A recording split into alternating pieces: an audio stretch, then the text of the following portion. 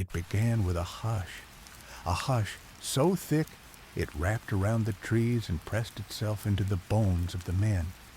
Snowfall had turned the world white, but it wasn't just the color that chilled them, it was the silence. The retreat had begun.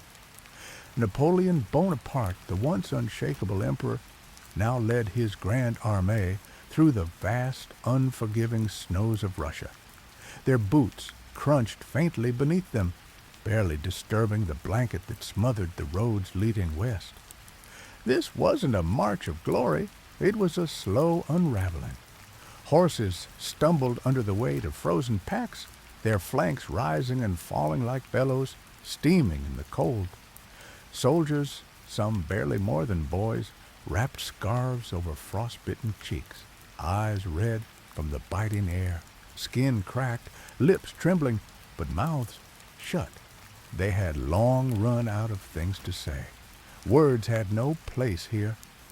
Napoleon rode at the front, bundled in a thick overcoat, his gloved hands resting loosely on the reins. The snowflakes didn't rush down from the sky. They floated, weightless, endless, falling slowly like ash from an invisible fire above. Somewhere behind him, hundreds of thousands had become thousands. Disease, starvation, ambushes, the merciless cold, each had chipped away at the Grande Armée. The men didn't walk in ranks anymore. They huddled in clumps, their formations broken like cracked ice. Each footstep brought them no closer to safety. The miles stretched endlessly. Trees blurred together. Landmarks were forgotten. The only rhythm left was the beating of tired hearts and the distant memory of drums that once led them forward. Napoleon's mind wandered to the warmth of past victories. Austerlitz, Jena, Wagram. They were brilliant sunbursts now fading in the long twilight of failure. But there was no time for shame. Only movement. Only survival. Night fell quickly in Russia, as if the sun had grown tired of watching their struggle. The landscape turned gray, then blue, then black. Fires were few. Wood was scarce. When the flames did rise, they flickered low, huddled around by silhouettes wrapped in wool and desperation. Bodies leaned against each other for warmth, breath steaming, frost clinging to eyebrows. The snow beneath them melted slightly under the heat, only to freeze harder once sleep came. Some didn't wake up. The silence of the retreat became a character of its own. It filled the gaps between the men. It hummed in their ears when they stared at the white nothingness. It crept into their dreams and wrapped itself around their limbs. And still they marched, not with purpose, not with power, but with the kind of aimless momentum only desperation can breed. They were not warriors anymore. They were shadows trying to outwalk winter. And winter was faster. The wind had shifted once again. It whispered along the endless white flats of Russia, a low murmur like an ancient voice repeating forgotten prayers. The snow didn't fall in sheets anymore. It floated slow and silent, like ash from a fire long dead. Napoleon rode near the front, his figure hunched and small beneath his heavy greatcoat, and his breath came in shallow clouds, instantly devoured by the cold. Behind him, the remnants of the Grande Armée moved forward in ghostly procession. There were no fanfares now, no drums, no banners fluttering with imperial pride. Only the crunch of frozen leather boots against packed snow and the occasional groan of a wheel resisting ice. Silence had become their constant companion, more loyal than any soldier. To their left, a line of skeletal trees stretched into the horizon, their branches clawing at the pale sky like ink strokes from a forgotten alphabet.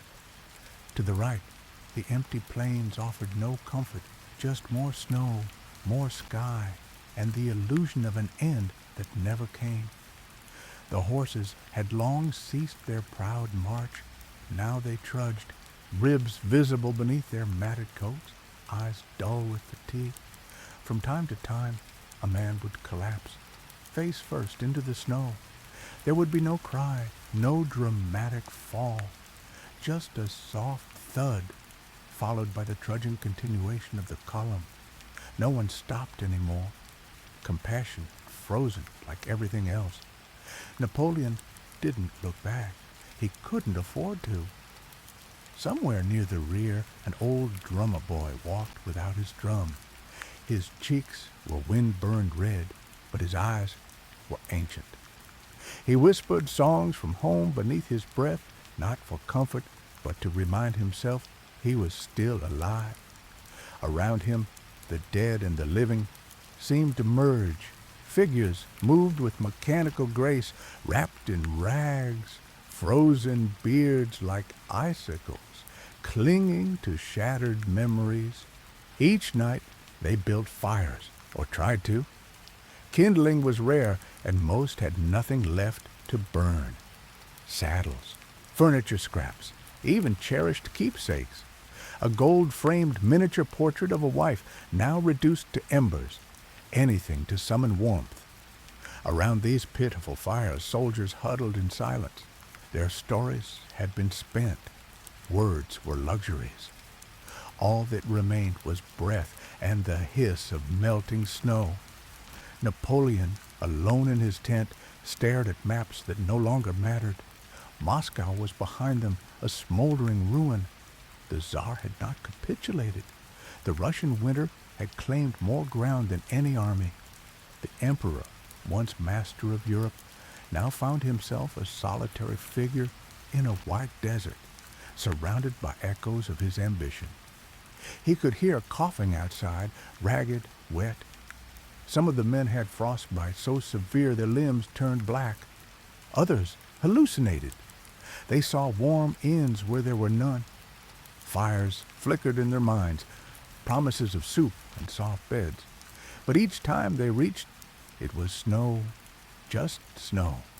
By morning, the line would be shorter, men and beasts swallowed by the night, their forms buried beneath new drifts. Yet onward they marched. The retreat was not a journey anymore. It was a ritual, a trance, a vow whispered in silence to no one at all. As dawn crept over the horizon thin and gray, the sun offered no warmth. But it was a marker of time, a promise that the world continued, indifferent though it was. Napoleon rose again, mounted his horse, and with a brief glance to the south, toward home, toward France, he led them forward. The snow did not end, but neither did they. Morning brought no sun, just a pale, unending gray that blanketed the sky, dull and heavy.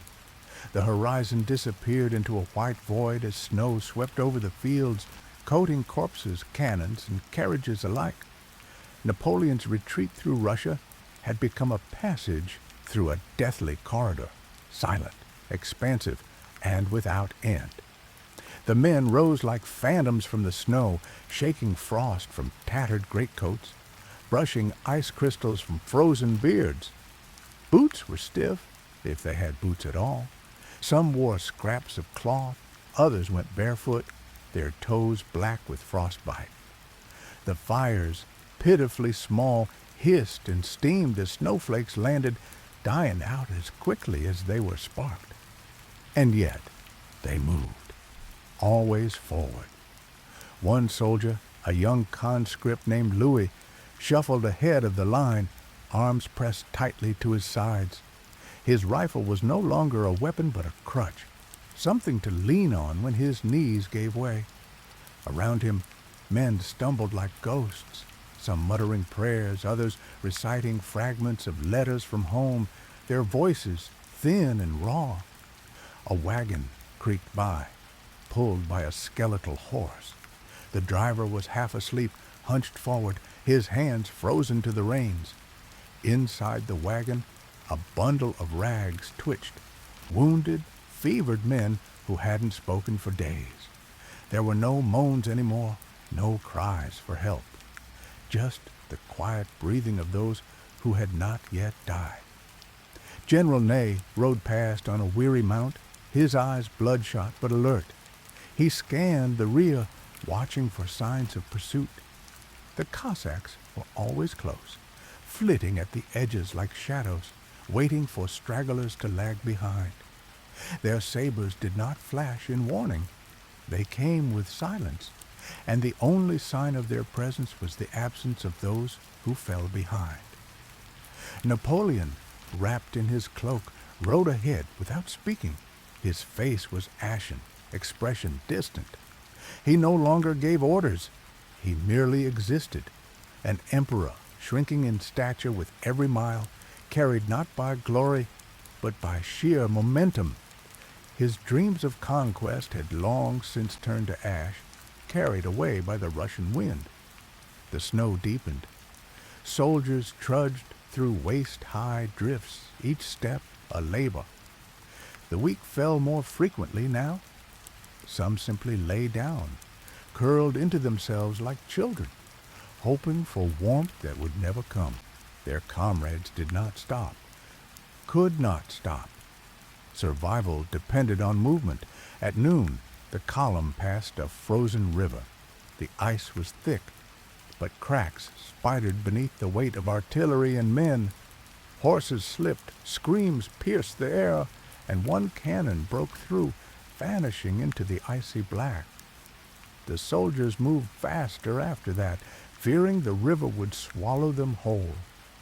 In the distance, a village appeared, low roofs covered in snow, smoke rising from a chimney. Hope fluttered in tired hearts. Food, shelter? But when they arrived, the buildings were empty. The peasants had fled or been killed. The doors swung open on broken hinges. Inside, the remnants of life. A wooden doll, a cracked pot, a scorched Bible. The soldiers scavenged what they could. A handful of grain, a strip of leather, firewood torn from the walls. They lit fires and huddled close, taking turns warming their hands, passing around a single bottle of vodka like a holy relic. Laughter came, thin, brittle laughter, quickly replaced by silence as wind howled through the cracks. That night, Louis sat near the fire with a man from the Polish Legion. They spoke little, sharing only warmth and breath. Louis remembered his mother's kitchen, the smell of bread. He closed his eyes, pretending the crackling wood was a hearth, the wind outside just winter's song. For a moment, the nightmare receded, but morning always returned, and with it, the road, always the road. The long white corridor stretched onward, indifferent and endless, and the Grande Armée, no longer grand, continued its march, not toward victory, but toward the mere hope of survival. Smolensk rises from the white wasteland like a mirage of battered grandeur. Its walls, once proud guardians of the western frontier, now stand cracked and blackened by fire, scarred by the tides of war. The city had been both a prize and a ruin when Napoleon passed through it months before, marching east with triumph in his eyes and Moscow on his tongue. Now, as the frost-hardened remnants of his Grande Armée stagger back through its ghostly avenues, it is a husk, a tombstone for dreams of empire. The snow crunches underfoot, a brittle, rhythmic protest beneath the boots of the few who still wear them. Most have their feet wrapped in scraps of cloth, looted furs, or nothing at all. Each step through Smolensk is a prayer, a groan, a testament to sheer will. The men do not speak. Their breath steams in the air, curling into the cold like smoke from a dying fire. They pass shattered storefronts and burned homes, the echo of once bustling markets, now a silence more oppressive than cannon fire. Napoleon rides ahead, flanked by the remnants of his imperial guard. He says little, his eyes veiled beneath the brim of his hat. What thoughts twist in his mind are unreadable. Guilt, fury, strategy, or simply the raw, grinding ache of survival. Behind him, the marshals whisper among themselves, their former bravado dissolved in the snowdrifts. Even Ney, the indomitable rear guard, limps with a bandaged leg and eyes hollowed by sleepless nights. As the soldiers enter what was once a supply depot, they find nothing but shattered barrels and gnawed bones. The Russians had returned before them, sweeping through like a winter storm, looting, destroying, leaving only the cruel joke of empty granaries. Some men collapse in the streets, their legs folding beneath them as if the city itself had struck them down. Others claw through the rubble, searching for a crust of bread, a scrap of cloth, a memory of warmth. Inside a roofless chapel, a group of men huddle around a fire made from pews and hymnals.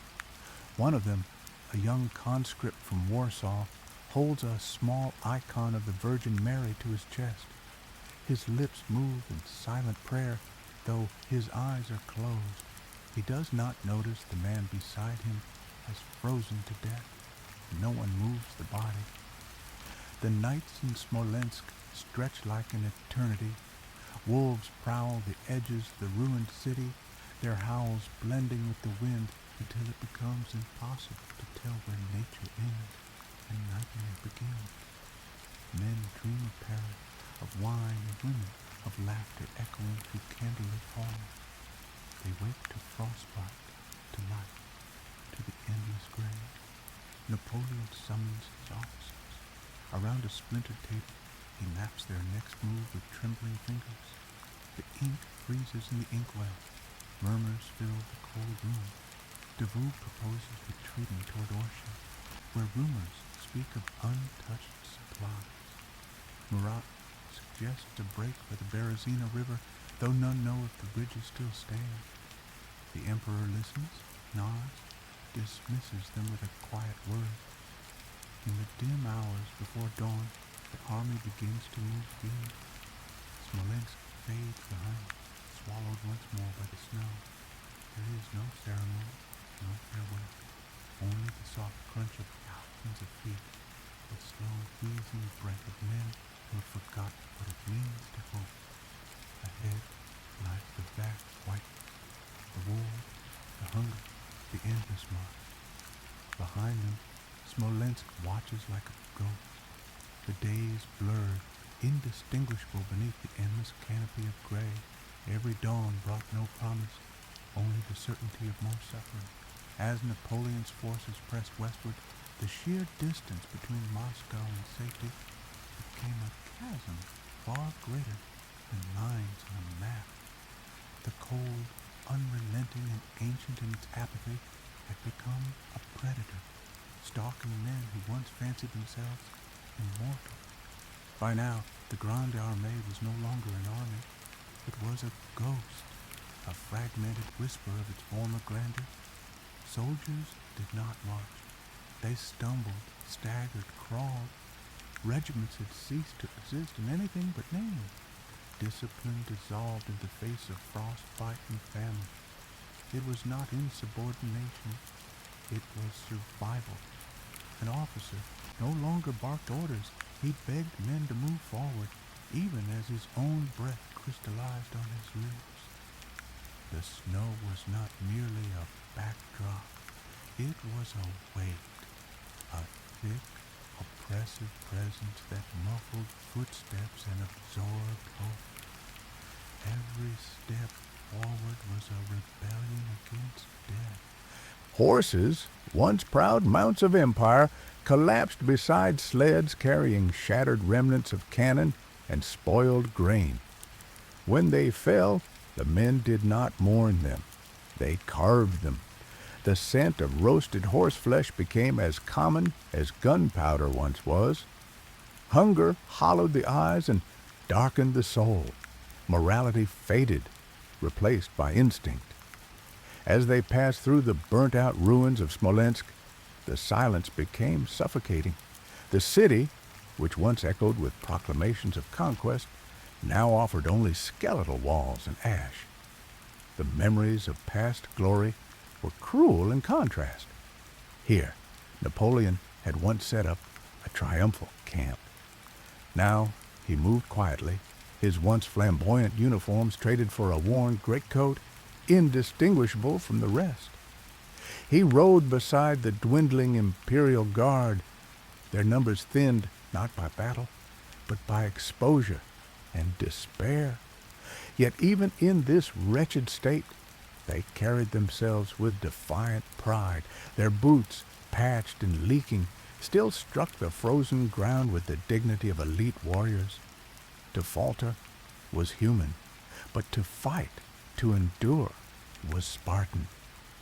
At night, the darkness was complete, not the gentle darkness of home, but a void that swallowed all light, sound, and sanity. Fires were lit sparingly, smoke drew raiders, and so the men huddled, cheek to frost-bitten cheek, beneath makeshift shelters of rags and splintered wood. Their bodies shivered in harmony, an orchestra of suffering. They dreamed not of victory, but of bread, of mothers, wives, and children who might never know how bravely they perished. Some tried to sing. The songs were quiet, broken things, drifting over the snow like dying birds. Even the wind seemed to mourn. Napoleon did not sleep. He wrote letters to Paris, to Josephine, to the remnants of command scattered across Europe. The ink froze in the well. His words, once a torrent of strategy and ambition, had become terse, real. He did not ask for reinforcements. He asked for prayers. Crossing the Beresina River would become a crucible. Ahead, the Russians had regrouped. Behind, the blizzard bared its teeth. The river, half frozen and treacherous, marked more than a geographic challenge. It was a final threshold between annihilation and survival. Preparations were grim. Engineers worked by torchlight, building pontoon bridges with numb fingers and frozen ropes. The air cracked with tension. Men watched the dark tree line, knowing that at any moment Cossacks might erupt in a bloodied scream. Time was not their ally. When the first bridge was completed, it groaned under the weight of hope. Men surged across, not in formation, but in a primal flood. Wagons shattered the ice as hooves slipped and splintered, cannon wheels spun helplessly. Some made it.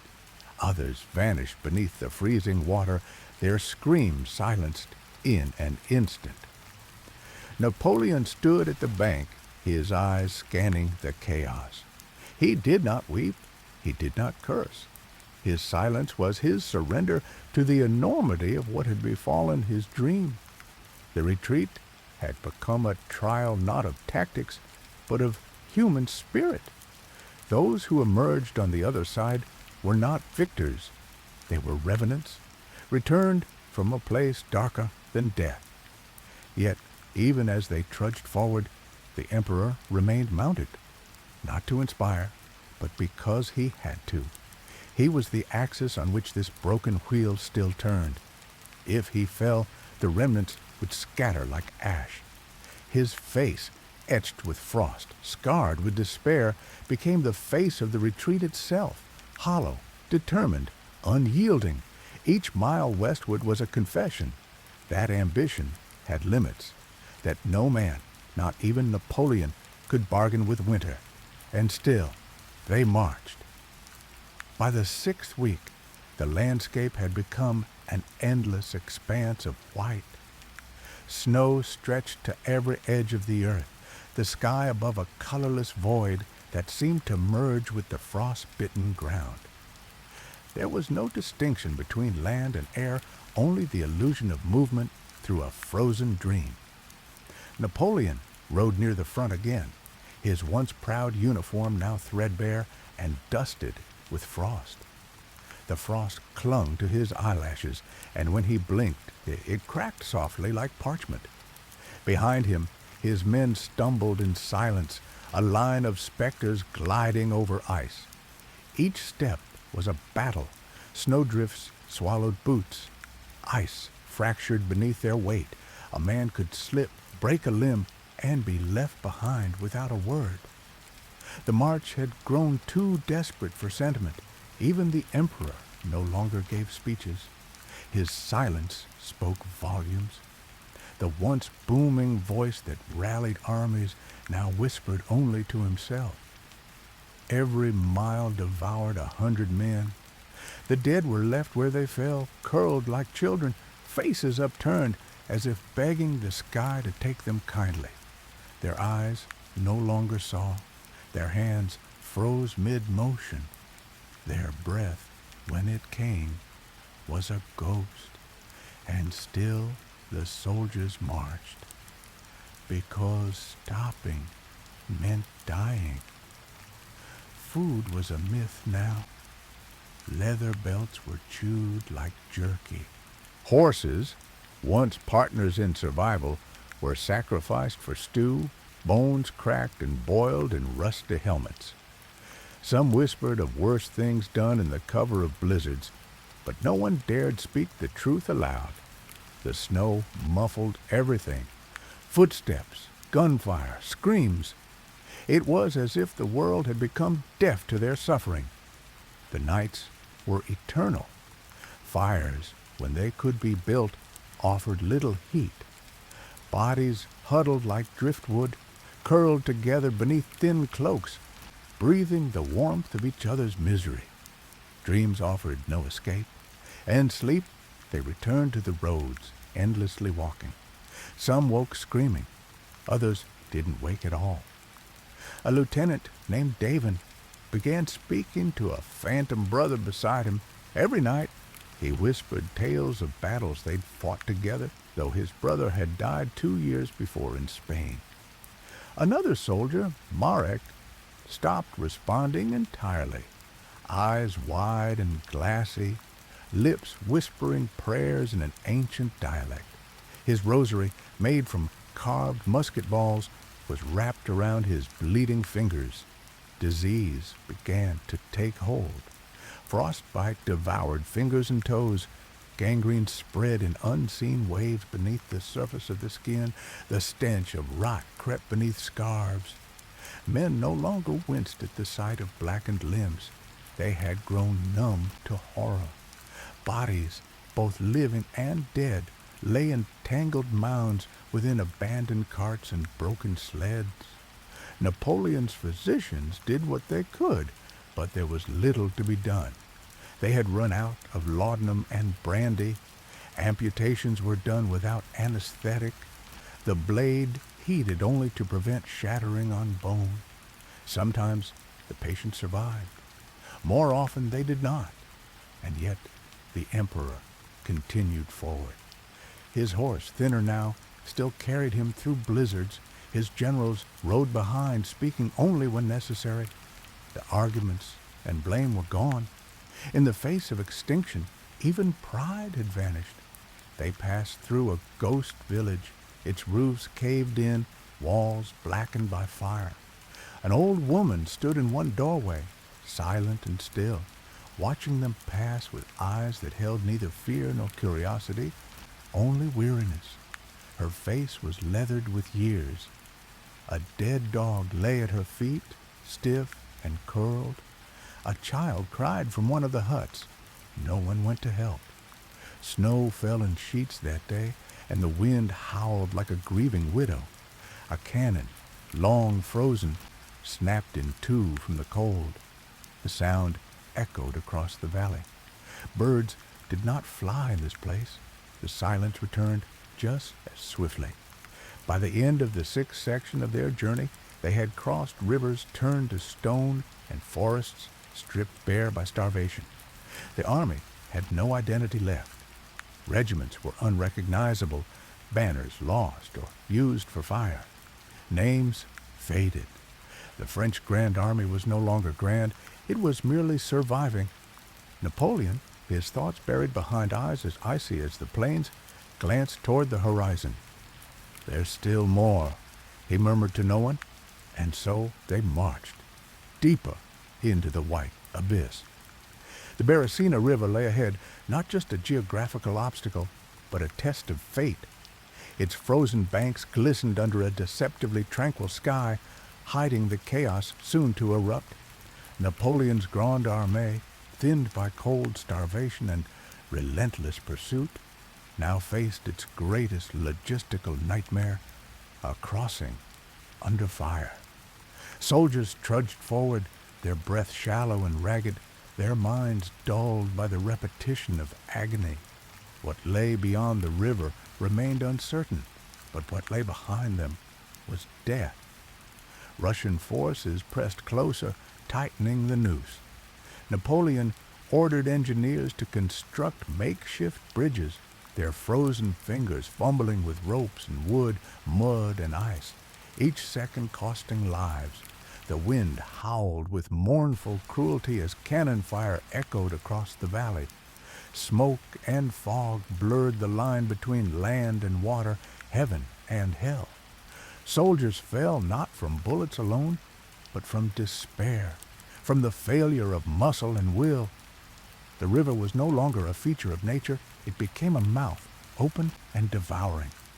The crossings turned to stampedes.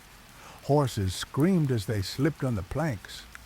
Artillery sank into the icy current. Men, panicked and frostbitten, pushed and clawed at each other for a place on the bridge. Many fell in, dragged down by the weight of soaked uniforms, their cries swallowed by the river's chill.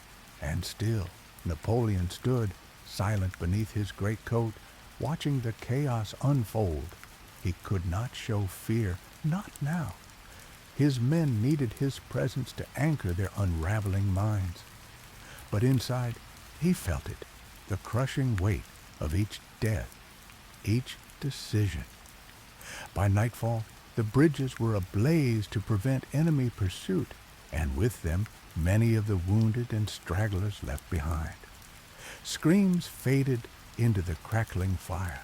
The Beresina had taken its toll, and those who remained crossed into Belarus, not as soldiers, but as shadows. The river would be remembered not just as a barrier, but as a grave. And in the silence that followed, the Grande Armée marched on, less an army now, more a procession of ghosts.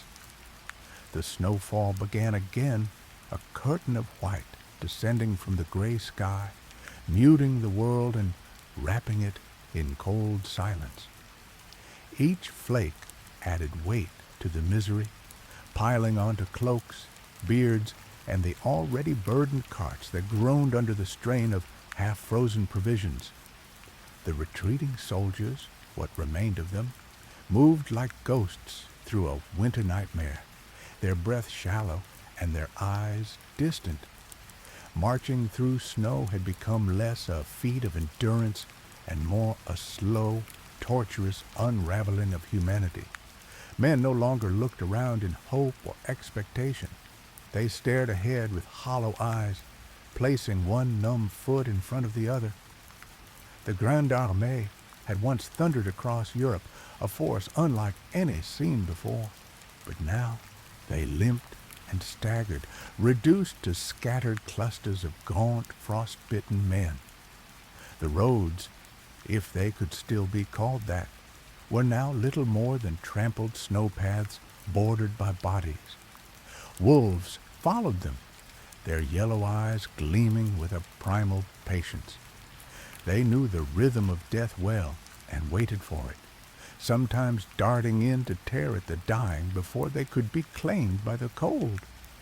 Among this suffering, there were still moments of eerie beauty. Ice crystals sparkled on bare branches like diamonds.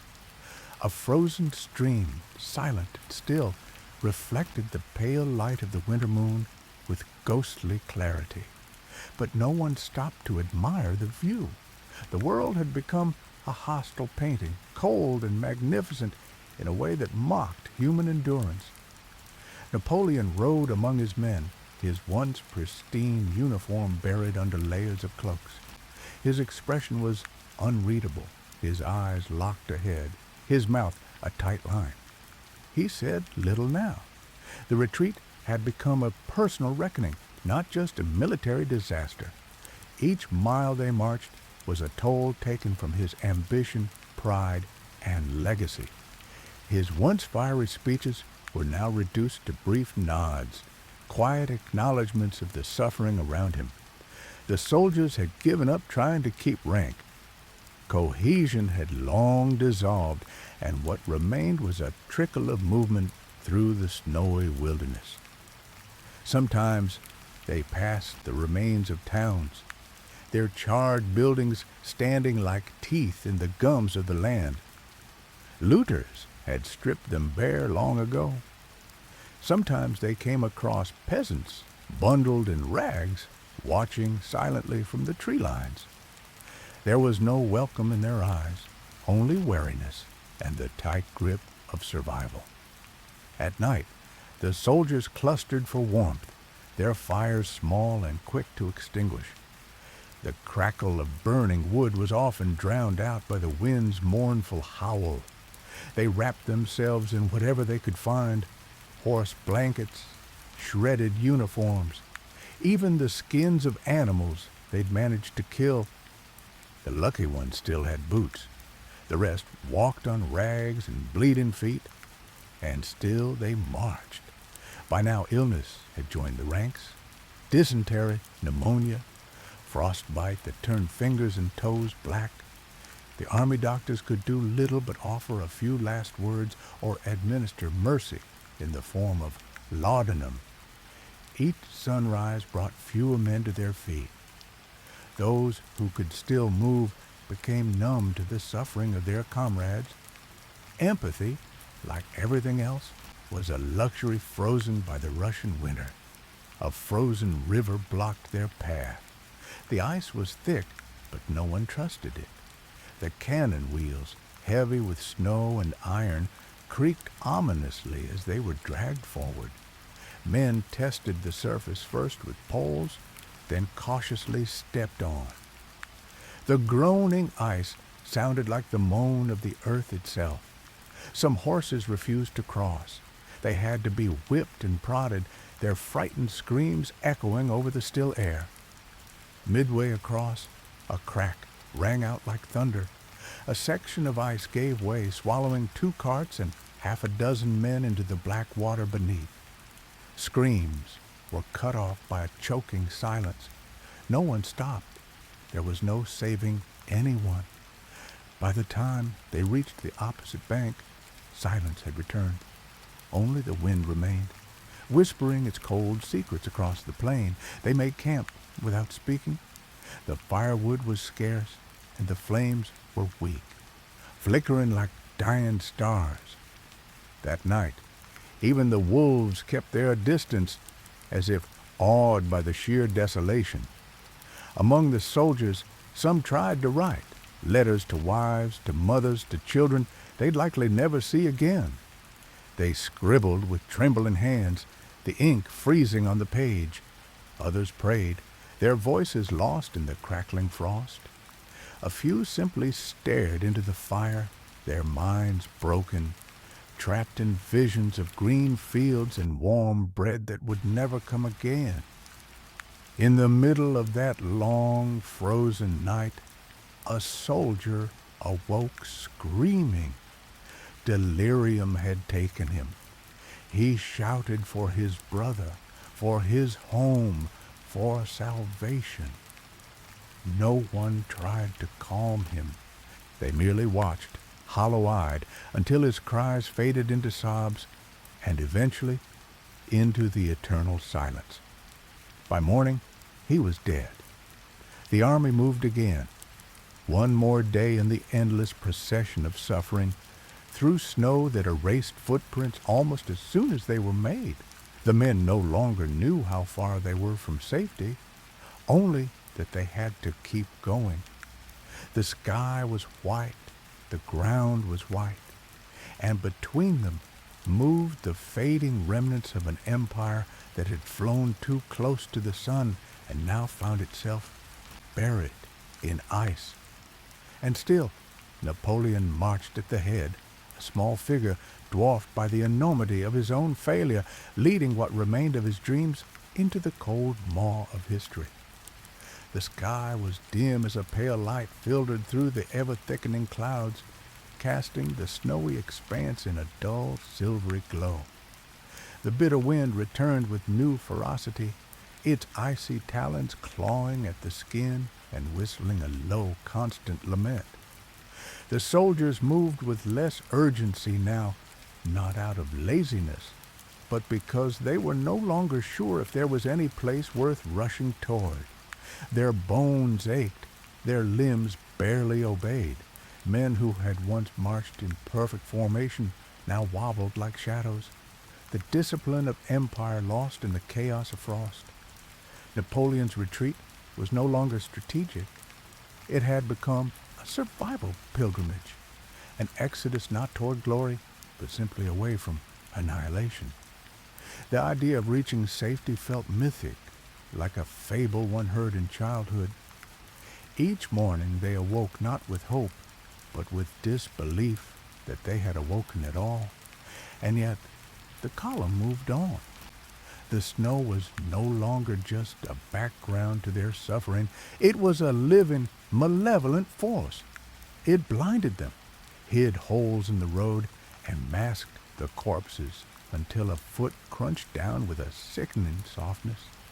Horses, if they had not already been eaten, were dying standing up, frozen statues in the mist. When they collapsed, they were butchered before the last breath left their bodies, the warmth of blood steaming briefly in the frigid air. Napoleon himself became harder to see.